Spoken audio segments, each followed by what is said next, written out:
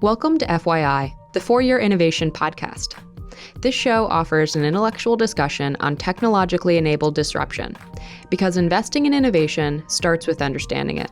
To learn more, visit arc-invest.com.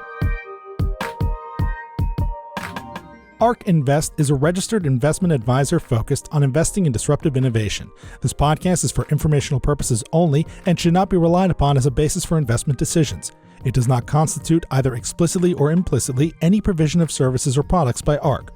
All statements made regarding companies or securities are strictly beliefs and points of view held by ARK or podcast guests, and are not endorsements or recommendations by ARK to buy, sell, or hold any security. Clients of ARK Investment Management may maintain positions in the securities discussed in this podcast. From ARK Invest, this is FYI, the For Your Innovation podcast. I'm Brett Winton. With us today, we have our fearless leader, CEO, CIO, Cathie Wood. Hi, Cathie. Hi, Brett. Hi. And then Tom Lee, who's co-founder of Fundstrat Global Advisors, but also the chairman of BitMine Immersion Technologies, the digital asset treasury company that holds, I think, the largest corporate holder of Ethereum in the world. Is that right? Could that be? Yes. Tom, welcome to the podcast. How are you? Very good. Thank you. Thanks for having me. Yeah, thank you for doing this, Tom. This will be fun. Our pleasure. Tell us, Tom, okay, the calendar is turning, the world is changing, and you decide to step in and supercharge BitMine Immersion by basically asking it to acquire lots and lots of Ethereum as a digital asset treasury company. What is a DAT? Why BitMine Immersion? Why Ethereum? What are you doing? And why now? Yeah, about 3 months ago, so 12 weeks ago, I became chairman of BitMine Immersion and led a transformation, as you point out, where the company went from being a small Bitcoin miner to one where it continues to mine Bitcoin on a very small way, but now its primary treasury asset is Ethereum. And in the ensuing 12 weeks, we've become the largest holder of Ethereum in the world. Today, we announced 2.8 million ETH tokens, which is, with the cash on hand, it's about $13.5 billion worth of crypto. And those of us watching you so carefully as you make these announcements about how much Ether you own, we're also trying to figure out the number of shares you have outstanding so we can understand ETH per share, which I know is a big driver here. Yes. And we do provide periodic updates on that. Yeah, of course. Yes. And but we've done this in a way that has been accretive to BitMine shareholders, because at the start of this process, there was about $4 of Ethereum per share. That's when the announced transaction happened, and the stock price of BitMine was $4.50. And on August 27th, which was the last update, so we're due for a new update, the stock had Ethereum per share of $39. So almost a 9 times increase, almost 10 times increase in those 8 weeks. We have since increased it again in the past 4 weeks, but the company is working hard to make sure that every BitMine share has more Ethereum every day. One of the questions I have is, our working assumption has been that winter is going to take most here. Is that why you've moved so quickly? And was that your working assumption? Because obviously the number of DATs out there today has exploded. You set a trend. Yes, in fact, there's, I believe, globally 70 Ethereum DATs. So it's very large space, but it is, as you coined, winner take most. If you look at trading volume, BitMine trades $2.5 billion per day. And I think increasingly people look at a trading volume as really the critical measure of success for a treasury strategy. It ranks as the 28th most traded stock in America. And combining BitMine with MicroStrategy, the two of us in total account for 86% of all trading volume of global crypto treasuries. So we are the two institutionally liquid stocks. Before we go on, we really should tip our hat to Michael Saylor and MicroStrategy. Remember how crazy people thought he was for a very long time, and now more and more people are getting it. Why do you think it took so long for the DAT movement to make its way into ETH and Solana?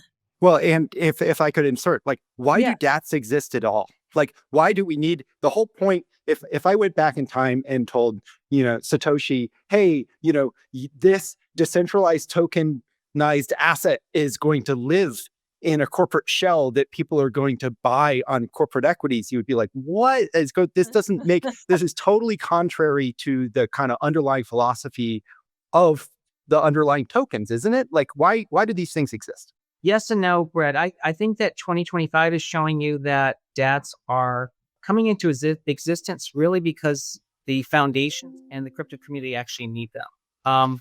But going back to Cathie's question about like why 2025 for Ethereum, the Bitcoin and MicroStrategy's 2020 pivot made a lot of sense because Bitcoin was only 11,000 at that time. And he represented the sole way to get exposure to Bitcoin for any institutional equity manager. Well, except for GBTC, right? Because we were in GBTC. Yes, but for a firm like Capital Research or T. Rowe, they're unable to buy a closed-end fund or an ETF or directly own crypto because their mandates require them to own a corporate equity. I see. So Overstock was probably the only way someone could buy Bitcoin in the past. And then MicroStrategy came along. So MicroStrategy is almost 2.0 as Bitcoin treasury.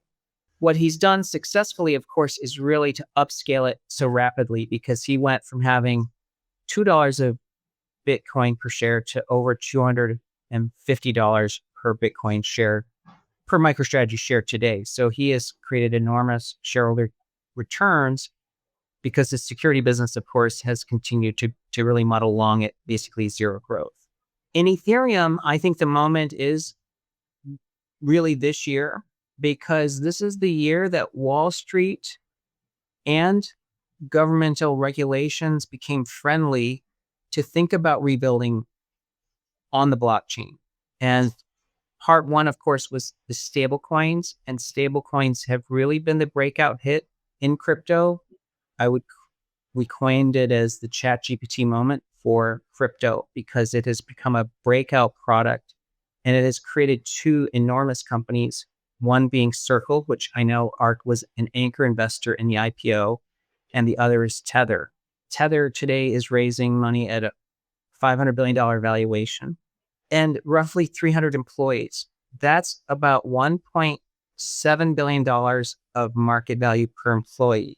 Yeah, we featured that, Tom, in last year's Big Ideas because we said, oh my goodness, at the time it had 180 employees. We said, there's never been anything like this before. Right. Yeah. So you're right. And so JP Morgan, who just $869 billion, has 313,000 employees, or 2.8 million of value per employee. Tether is showing you a crypto native bank is fundamentally vastly more profitable. And that's what I think is happening on smart contract blockchains that are neutral, like Ethereum and Solana. But it really only could have started in 2025. One of the reasons I think the timing was good is, yes, the regulatory changes, critical.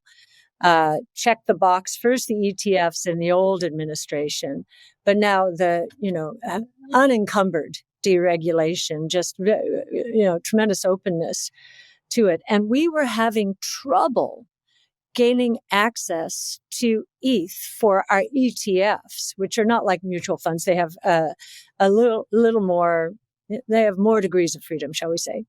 We didn't want to use one of the Ether ETFs because the SEC does not yet allow staking.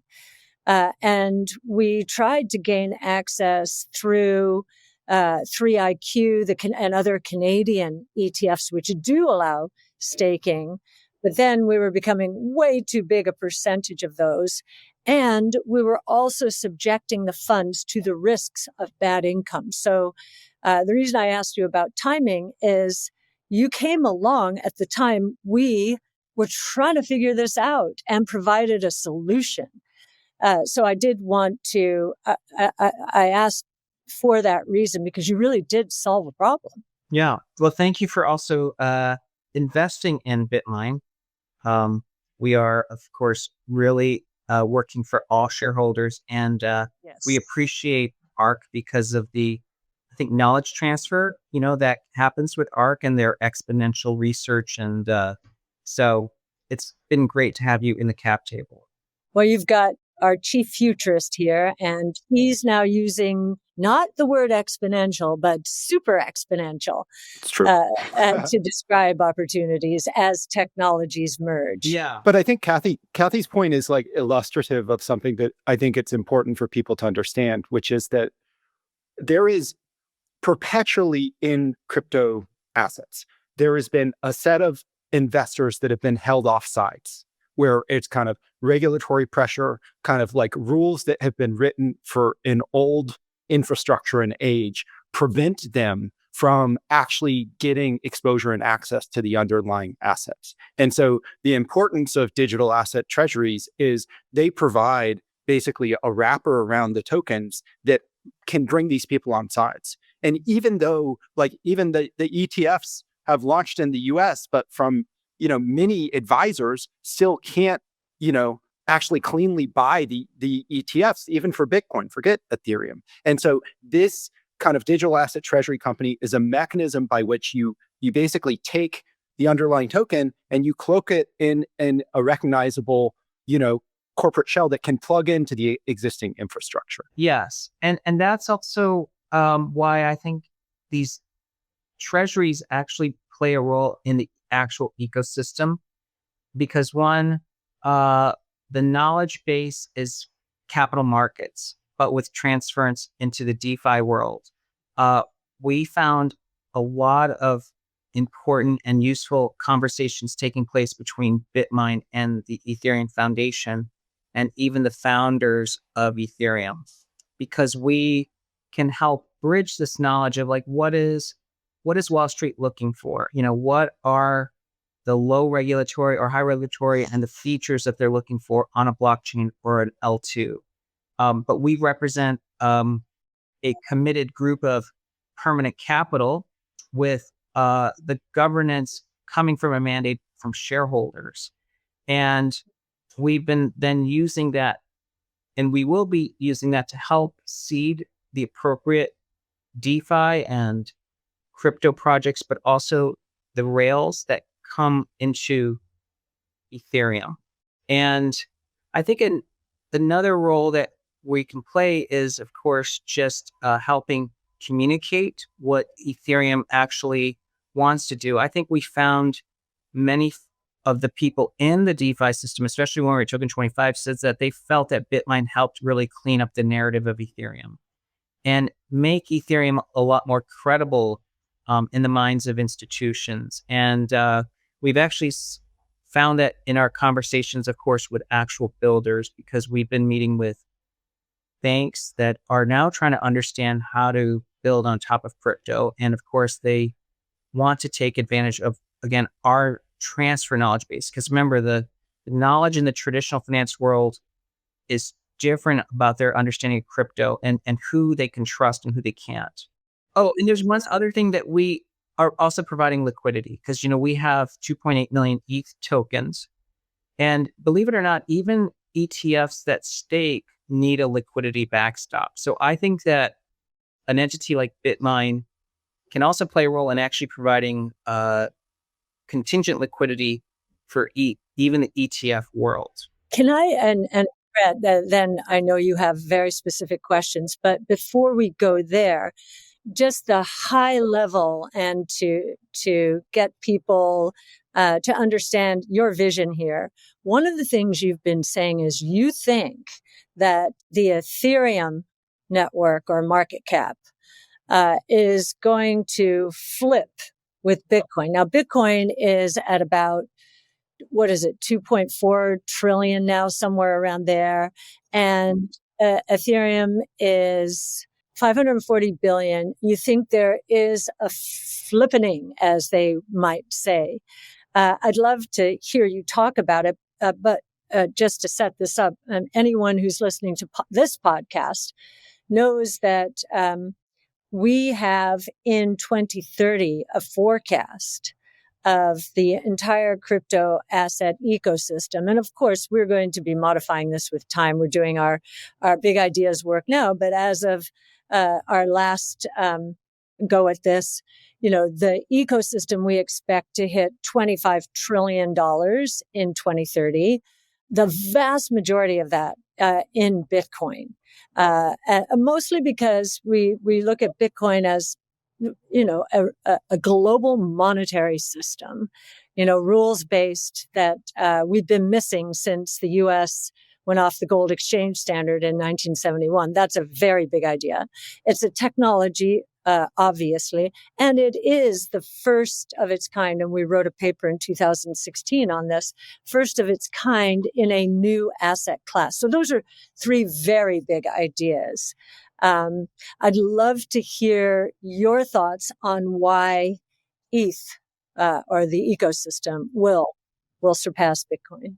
Okay. Well, if I could rewind a little bit to 1971, in our chairman's message last month, we addressed how gold versus Wall Street grew post 1971. So 1971 was when Nixon formally withdrew the U.S. from the gold standard. The immediate beneficiary was there was demand and a market to own gold. And so people would say that was your, first implication. But what we wrote about and talked about in our message was that in 1971, the dollar became fully synthetic because it was no longer backed by anything. And so there was risk that the world would go off the dollar standard. So in stepped Wall Street to create products to propagate the future of Wall Street, including, and we listed, I think, 14 products that emerged over the next decade, from money market funds to credit to mortgage-backed securities to futures, etc. And dollar dominance by the end of that period went from 27% of GDP terms, but to 57% of central bank reserves and 80% of financial transaction quotes. So Wall Street was created products that made the dollar dominant, and the market cap of equities today is 40 trillion compared to 2 trillion for gold. So in other words, gold is 5% of all available assets. And so in 2025, we think everything is now becoming synthetic or tokenized, not synthetic. So as we move not just dollars onto the blockchain, which is stablecoins, but we'll move stocks and real estate, dollar dominance is going to be the opportunity of Ethereum. So digital gold is Bitcoin. And so in that world, we believe Ethereum could flip Bitcoin, similar to how Wall Street and equities flipped gold post 71. Now, that is just our working theory because I am still a Bitcoin bull. So I'm very bullish on Bitcoin. And I believe your targets for Bitcoin are actually reachable. So we think Bitcoin fair value should at least be 1.5 to 2.1 million, but we can see higher values. But that would, of course, provide upside to a neutral smart contract platform where a lot of Wall Street will innovate of real world assets. One of the thoughts here is, Ethereum went from proof of work to proof of stake. Now, in the next 5 years, we just think about all of the creativity that is going to evolve in the financial markets around Ethereum. We totally agree with you on that.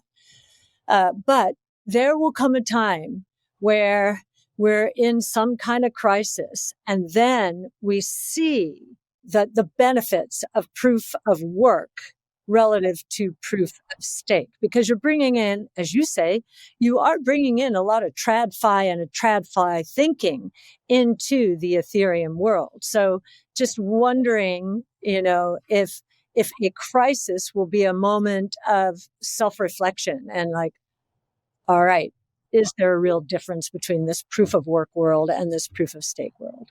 Yes, there is existential questions that'll emerge on proof of stake, but it's also, I think, going to happen with proof of work, because we know Bitcoin mining, for instance, is becoming concentrated in corporate.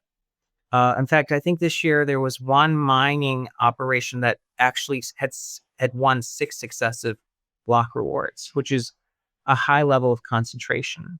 And as you know, as we get closer to 2140, the block reward is going to be so small that it may not provide the economic incentives to actually continue mining, which would represent greater concentration. So I don't know if at that point Bitcoin miners start to wrap Bitcoin to generate yield or other innovations. But proof of stake, you're right, is, because staking is an operational activity in security, if you have people reduce their staking, you weaken the security of the network.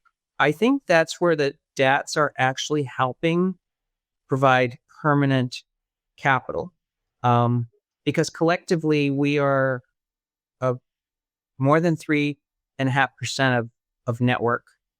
Yeah. But SharpLink and BitMine both want to get 5% of Ethereum. That's 10% held, and a few others. So if you end up with 15 to 20% permanently staked, that is going to provide, I think, a high level of security, because we will get slashed otherwise if we're not meeting our requirements. So I think Right. you have... I mean, it's almost like there's a useful fiction in decentralization, but there's also useful in having these centralized nodes. As in, I think about your comment about traditional Wall Street wanting to be able to talk to somebody and say, this is what we need the network to be able to do. And if it's purely decentralized, there's nobody to talk to.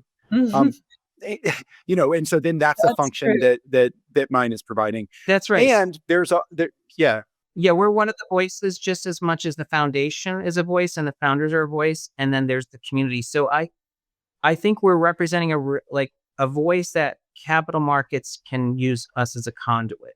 And of course, because we want both the network to succeed, and also we want Wall Street to move on to the blockchain. So our incentives are really aligned for helping sort of propel that movement. If you look at kind of take our forecast for a second, and I know you've laid out an Ethereum number that suggests on the order of $7 trillion in network value for Ethereum, I think. But, take 25 trillion as the full bucket and apportion it how you will. Is there a natural percentage of that you think can and should reside in digital asset treasuries versus being kind of held external? And is there like a too much number? Like, do you have an idea of, like, I know at BitMine, you've laid out a 5%, you want to capture 5% of the supply. But is there, would you increase that? How do you think about that? So there's power law at work, which is, there is a level where if an entity owns too much of a network, they actually have a negative effect because they're crowding out innovation. We spoke with few researchers, including Fundstrat, and then folks like Jeffrey Kendricks at Standard Charter. 10% is actually still an acceptable level, because if you think about, even in any competitive world, if someone has 10% of a system, they aren't in control of it. There's, I don't know if you remember the Herschel Herfindahl HHI index. And if you run that calculation, especially with 70 DATs, and then in DeFi, it's not a concentrated market. It would still be considered highly competitive. So I think up to 12 million Ethereum tokens isn't crowding, and that's double BitMine's target. Besides BitMine, however, as you know, other crypto treasuries have not even been able to secure 1% of ETH. And part of it is that you need the public to provide you the trust through the velocity and trading volume of the stock in order to get there. So I think that there isn't going to be DATs controlling 50% of the Ethereum network. Right. But what is it like? You're saying it's okay for a single entity to own 10%, and you could have other DATs like down stacked. So collectively, it could be something like 15 or 20%, maybe. Yeah, I mean, does that sound? it's still a TBD because, for instance, BitMine is now actually, believe it or not, I think the 470th largest company in America in market cap. And if you look at staking, because we'll announce our staking solution very soon, but assuming a 2.79% yield on a pre-tax net income basis, it's like the 800th most profitable company in America. You say America, Tom, do you think, because we've seen Metaplanet in Japan and strategy here, Yes. do you think this is a regional phenomenon? Or, I mean, because I've always thought of crypto as a global phenomenon, but because you're introducing TradFi and DeFi, maybe this is a regional phenomenon. Do you think? I think you're right. It will be global because Bitcoin and Ethereum are held globally. And Metaplanet has certainly shown it's super differentiated in Japan. But the dynamic is the same because BitMine and MicroStrategy will soon be Russell 1000 constituents. MicroStrategy already is. So that opens up to passive index flows because that means now 1,700 large cap managers now have to make a decision on whether to overweight, underweight the 480th largest company in America. And that's why BitMine, I think, could actually have accelerating flows next year and support. It's so interesting to watch this because, the idea that indexation is going to be a phenomenon here is mind blowing to me because, when we first started this journey in 2014, 15, we were considered raving lunatics. And even within the last few years, they were able to hide behind regulators who were hostile. It's really only now, and it's 2025 for the first time, index players are going to have to make this, or benchmark sensitive players, I should say, are going to have to make this decision. That's so interesting. It's going to force education into the market, kicking or screaming. That's right. And then we already have crypto native companies like Circle and Figment and Bullish that are actually highly profitable and in some ways more attractive than the traditional counterpart. And so it is a very different world today than it was when MicroStrategy took the bold step of buying Bitcoin. I want to pull on kind of like you mentioned, Circle is like a modern bank, or Tether is a modern bank that's much more profitable. And the digital asset treasury companies, I've always had this sense of unease where it's kind of like, okay, here's something that's trading above NAV. So you're able to sell equity above NAV and then buy the underlying. But over time, particularly with competitive pressure, it would seem like there will be a lot of equity issuance that would then pull kind of like the basically NAV, the net asset value back to the underlying equity value. Well, unless it's winner take most, right? Well, right. And I'm thinking about kind of like, well, you're kind of like a bank, but a reverse bank, as in your liabilities are long dated and your assets are short dated, and you have like a liquid underlying pool of assets. Whereas a bank's like they lend long and borrow short. You're lending short and borrowing long, so it's more stable. And banks will trade at above book value. They trade at above book value when there's like, hey, we can take on more deposits here that we're going to deploy into more assets intelligently. And so then from that framework, it's like, yes, you could trade above book because people are anticipating that you will get flows that will allow you to increase kind of like the Ethereum per share over time. Yes. Right. And also I would say that the passive index flow is why MicroStrategy has held onto it's a portion of its NAV premium. We don't pay attention to indexes, so I've never thought about this. This is quite illuminating, Tom. Yeah, imagine this. If you look at the cap table of BitMine today, maybe there's 10 institutions, but then there's going to be 1,700 that have to decide whether they want to underweight But equally important, as you know, Ethereum, because it's a smart contract platform, and then the role we're playing within both the community and with the rails, you can see us that we look more like a financial intermediary, which by definition is a bank. And so we Yes. should trade at a premium to book value. And there is an ability to add light touch, not lightly regulated operating businesses that don't consume capital. And the ETH staking, will generate, even just on the current ETH, close to 400 million of pre-tax net income with zero debt on the company. So, Tom, I have been away from investing in traditional banks for a very long time. What what is the multiple to book value, and why would you even put yourself anywhere near their orbit, since this new world we're talking about is going to completely disintermediate them, right? I mean, that's a bit of an exaggeration, but is going to be quite disruptive.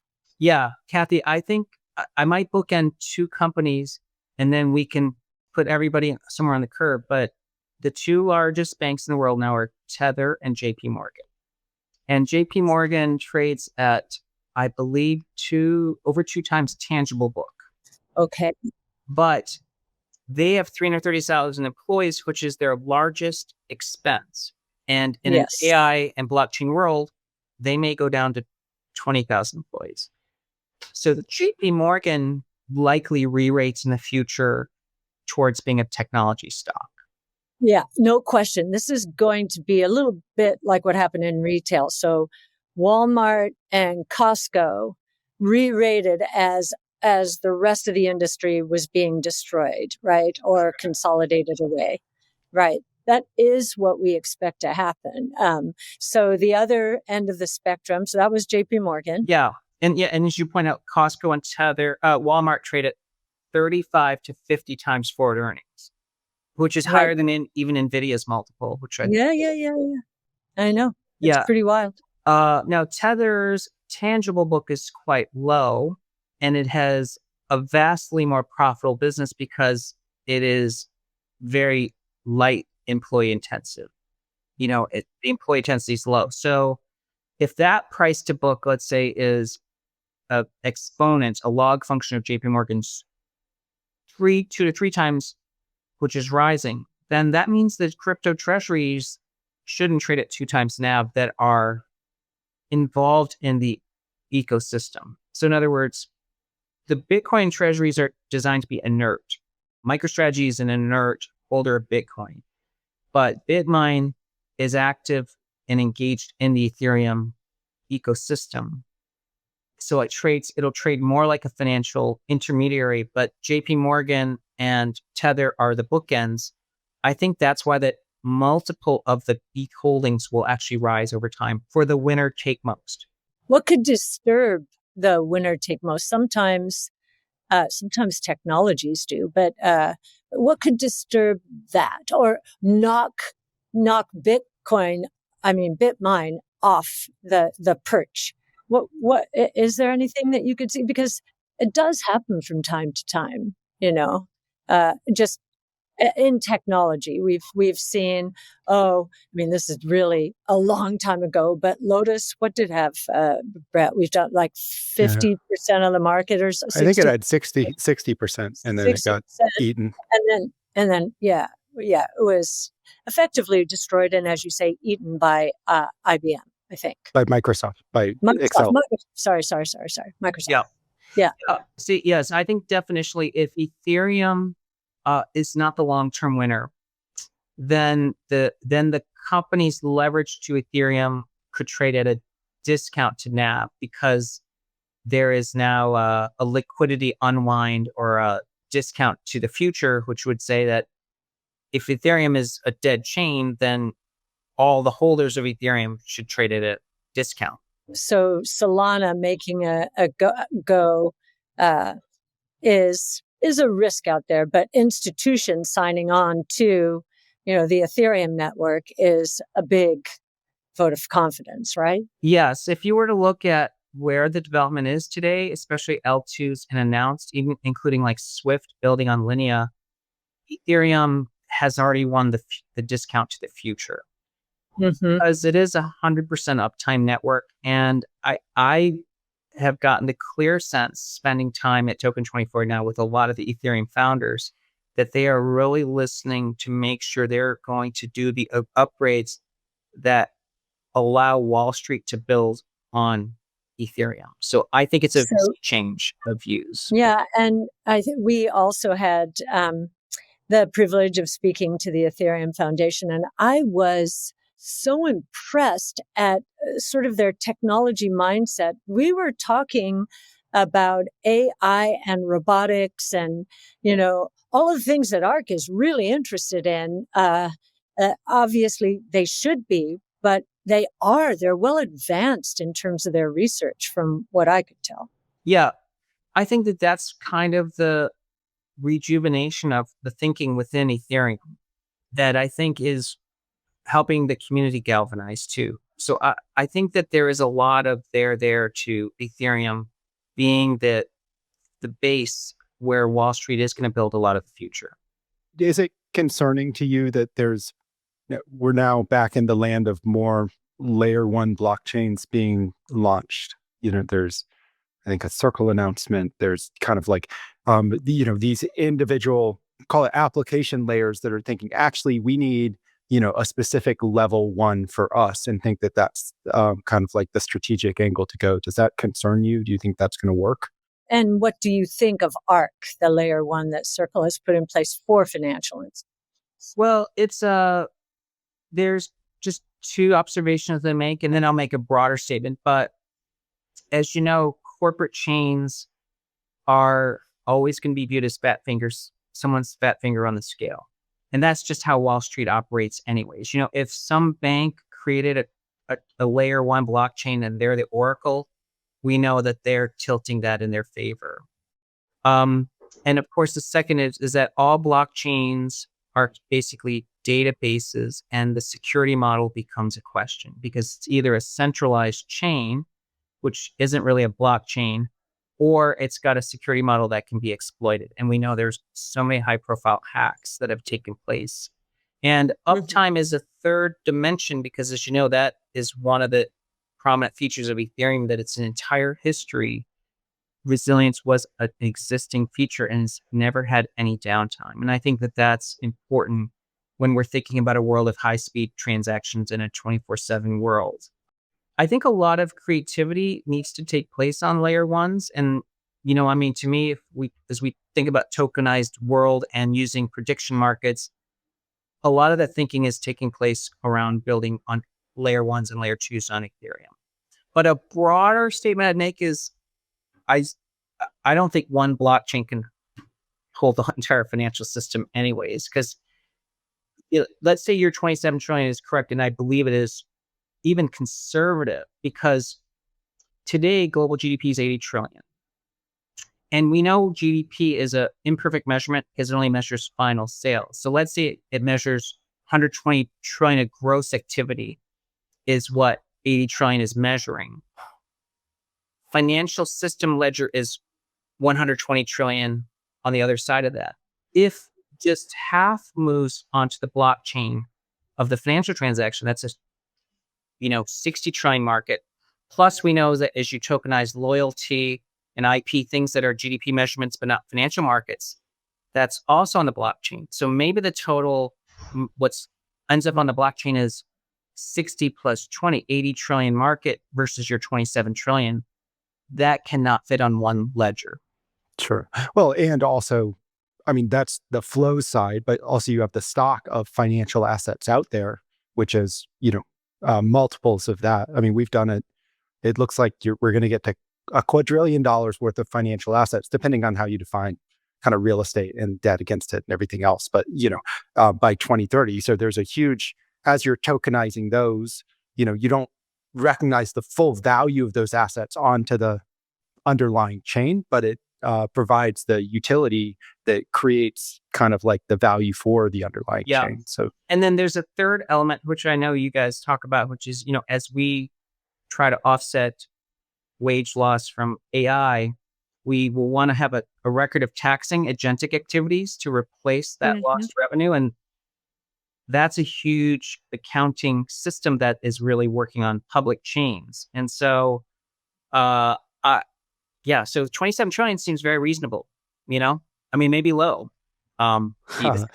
Let me pose another potential, not the risk of, call it, technological disruption, but kind of like another, like let me lay out a scenario, and what do you think of this? Because of the nature of these digital asset treasury companies, and it's the same with banks. People will be incentivized to take more risks. More risk could be, hey, instead of issuing equity, I'm going to take on debt capital in order to buy and create basically leverage stacks to try to catch up.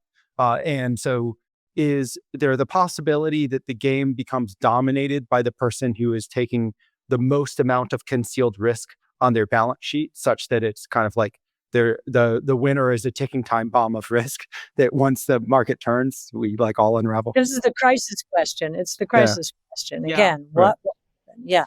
Well, I worked at JP Morgan during GFC, and Jamie Dimon was the guiding light, really the company that survived and prospered and really grew because of the GFC. And I know the first principle is a fortress balance sheet.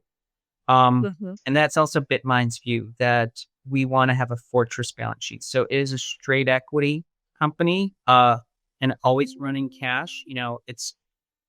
I think we've always reported every weekly update somewhere between $400 and $800 million of cash. Because of our size, our liquidity and our volatility, because we have 120 vol stock, which is twice the volatility of MicroStrategy. Every bank has offered us the American Express black card of solutions to raise capital. And I've had zero interest in anything but the simplest and most understandable capital structure. So I think it's first principle of BitMine to be straight and simple as possible until the moment changes. But today, debt is not appealing, or having convertible instruments is not appealing for exactly the reasons described. I don't want our capital structure to compete with equity holders in the event of a downturn. Yeah, until the moment changes, what would that be? What would that moment be? One thing that when we studied MicroStrategy's playbook, because they did 24 financings, Mhm. they embarked on a step function capital raise at some point. And a lot of that happened in the last 2 years. So if there is a chance for BitMine to do a step function transaction, to grow its concentration of ETH per share in a meaningful way, that would be in a non-equity transaction, that could be appealing. Step function means you would pull away from the pack so convincingly that this winner take all concept would not be in question at all anymore. Yeah. So an example would be like if there was a chance, an opportunity, and this is, I'm not saying we have been looking at anything, but let's say that our ETH per share is around 50 or something, and there's a chance to grow it to 75 in one transaction. So a highly accretive transaction that is a step function raise in the concentration per share, that's appealing because that would be very good for shareholders. So you'd be consolidating the space, if I'm understanding you correctly. Yeah, without equity dilution. So to grow the Ethereum holdings per share.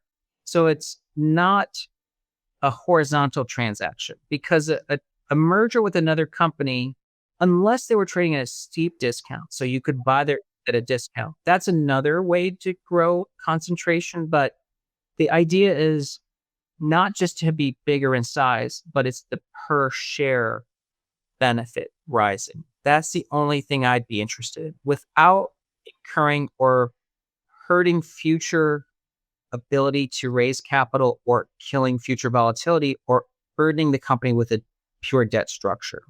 There is this trend of assets tokenizing. Somebody was joking the other day, wait till they tokenize the DAT. You take you and you tokenize the debt. So I'm holding a token of a corporate equity that's holding tokens. In some ways, like the utility of kind of the corporate shell is predicated on the traditional world not transferring over to being able to hold tokens directly. But there is this tailwind of, hey, equities should be traded 24 hours and we should tokenize equities and stuff. How do you think about kind of like the DAT structure against that thing moving orthogonal to it? And about kind of like that tokenization and its implication for capital markets more broadly? Well, DATs fundamentally trade off the value of the underlying. And so moving it to 24/7 is just a convenience transaction. It's not transformational because it doesn't unlock anything new. But tokenizing an NVIDIA or a Tesla is very appealing. Cathie and I have talked about this in the past, that the real value and the unlock of a tokenized NVIDIA is that we can do a factor bet. We can then see what's priced in for their Blackwell chip sales or their China sales, because now you take NVIDIA's price and you've broken it into tokenized components. And then you can use a prediction market to hedge yourself. So, Fed's replaced, or the Fed does a surprise hike. I can hedge a tokenized equity that way.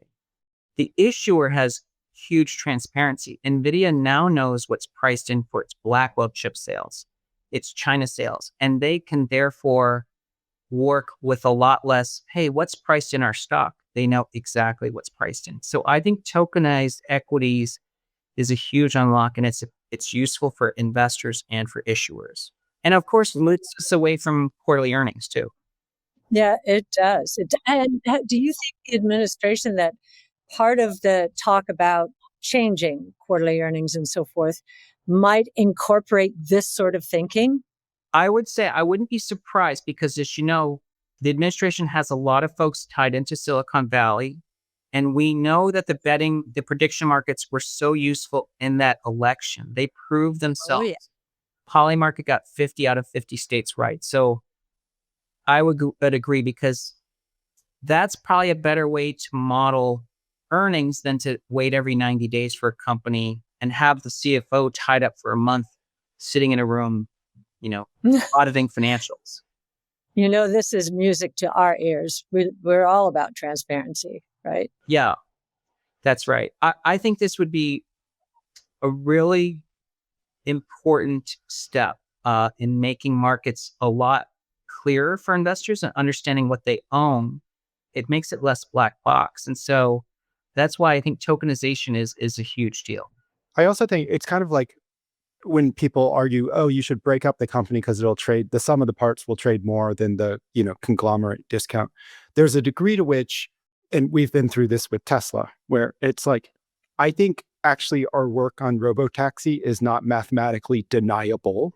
As in, if you had like a clean mechanism by which you forced people to bet on whether or not that was true, you would actually realize more of the value into the underlying equity. Because instead, people are fighting this battle of like denying common knowledge, where it's like, well, we're not going to argue you on the facts of your math because we know we would have to concede. So we're just going to try to like pollute the information space to prevent those facts from being commonly known.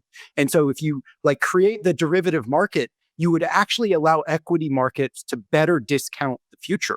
Right now, there's like this time horizon or uncertainty threshold against which they refuse. They like say, we're taking our ball and going home. And so kind of like tokenization and creation of prediction markets with better derivatives will actually allow the equity market to be more future looking than it currently is. Yes, no question about it. This is our big battle. It would help our strategy enormously because it would take the FUD, fear, uncertainty, and doubt. Really, a lot of that is caused by analysts, listening to the companies, they followed for years and years and years, who are saying, oh, off with their heads. That's our installed base. No way. And it would getting the betting markets involved and getting more people thinking about it, just thinking about it. That's all we need, would be a boon for efficiency of the market. The markets are highly inefficient right now, highly inefficient. Yeah. Yeah. It's basically, I 100% agree, because today the equilibrium of stock price is like, we have to take everything that you guys just said and put it into a single unit of a price. But in a tokenized world, there's equilibrium for different components, and 100%. I mean, like a Tesla an n equal 1 company, it's very difficult for the markets to price equilibrium because Elon Musk is changing dynamically the future, but we're now having to price it in and based on deliveries of units sold last quarter. Well, and it's also time horizon as Yeah. well. Right now, the collapse in the time horizons to 1 quarter, if that, certainly in 22 and just generally because of benchmark sensitivity has really, I think, hurt capital allocation in a big way, Yes. and could hurt us competitively as a nation, especially now that China they're not hostage to the same kinds of constraints. So yeah, this could be amazing. Yeah. I would love to see the US embrace this idea. Hmm. Yeah. And then back to BitMine, like I think part of the implication for Ethereum is quite positive. If these kind of like tokenized assets become really useful for issuers and market participants and for people trying to hedge risks against things that are going on in the world, then kind of like the utility of tokenization and the platform that serves as the undergirding for that tokenization should become much more valuable. And so then that's in essence, the bull case for Ethereum is kind of you're taking all of this glorious financial wealth and you are kind of like seeding it on a blockchain so that it can kind of actually allow capital formation to happen more efficiently. And can I just ask, and I know we're getting close to the end now, but can I just ask a question that was really plaguing Ethereum for a while until its recent very dramatic turn in price? And that was, it's the layer twos that are collecting all the fees. The layer one is, really being disadvantaged. The network activity is falling, giving way to the layer twos. So just to help people understand, it was a real question when Ether was falling relative to Bitcoin dramatically, and no one wanted to bet on it, even though these institutions were basically signing on to Ethereum. To me, it was such a big disconnect. But so now we have the term, but what about that issue? Yeah. We have to think of Ethereum as the monetary base and the standard. So let's say I'm being really theoretical, in a quote world where the L2s pay 0 gas fees, okay, to the L1, which is not true. Mm-hmm. The fact that Ethereum is the monetary base would actually accrue value to it. It's the same reason someone's saying, hey, look, we trade stocks all day and it's quoted in dollars, but we don't pay the US dollar system to exist. We'd be Right. the fact that NVIDIA trades in the US helps the dollar.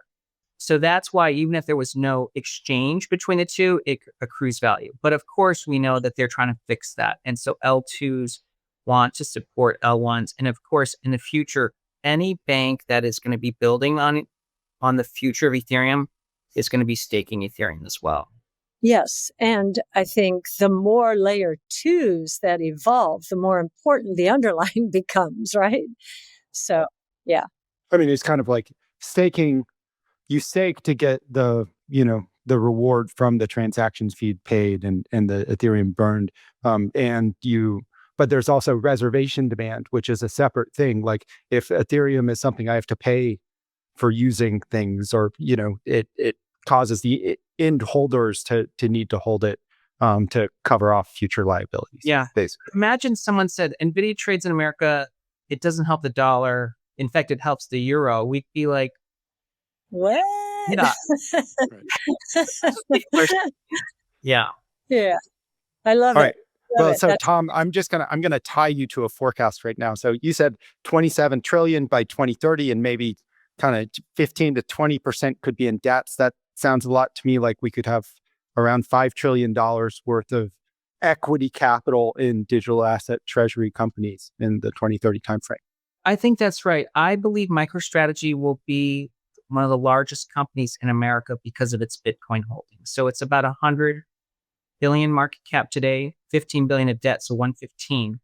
If Bitcoin goes to 2 million, then that's going to be a $2 trillion company. And it's because of its holding of Bitcoin, no different than an oil company. I think Ethereum can reach 60,000 per token in that world. And that would proportionally benefit the DATs because Ethereum's around 4,500 today. So a 15 times increase plus the NAV expansion. So there would be a lot of upside in the existing Ethereum treasury stocks in that world, and many would become multiple hundreds of billions of dollars of market cap. Well, this sounds like an optimistic future. Yes. Well, we look forward to you doing your part to make it happen. And we do think that, it really is a remarkable moment in capital markets and technological economic history. I think we're privileged to live in this particular age at this particular time. So thanks for kind of like guiding for the future in your slice. And I think that, your expertise in TradFi and, really broad perspective is really important in terms of, helping people, investors and others migrate into this new world. As we always say at ARC, it's really important to get on the right side of change. And so I think you're a guiding light, Tom. So thank you so much. Yeah, thank you. It was a great conversation. Great. Thank you for joining FYI, the For Your Innovation podcast. I'm Brett Winton. This is Cathie Wood. This is Tom Lee. Thanks so much for joining, Tom. Please rate and review us on the podcasting platform of your choice. 5-star ratings only. If you're going to rate us 1 star, don't bother to rate us. Yeah. You shouldn't have to say it. You shouldn't have to say it, Brett. Okay. Enjoy your week. Okay. Thanks so much. ARC believes that the information presented is accurate and was obtained from sources that ARC believes to be reliable. However, ARC does not guarantee the accuracy or completeness of any information, and such information may be subject to change without notice from ARC. Historical results are not indications of future results. Certain of the statements contained in this podcast may be statements of future expectations and other forward-looking statements that are based on ARC's current views and assumptions, and involve known and unknown risks and uncertainties that could cause actual results, performance, or events to differ materially from those expressed or implied in such statements.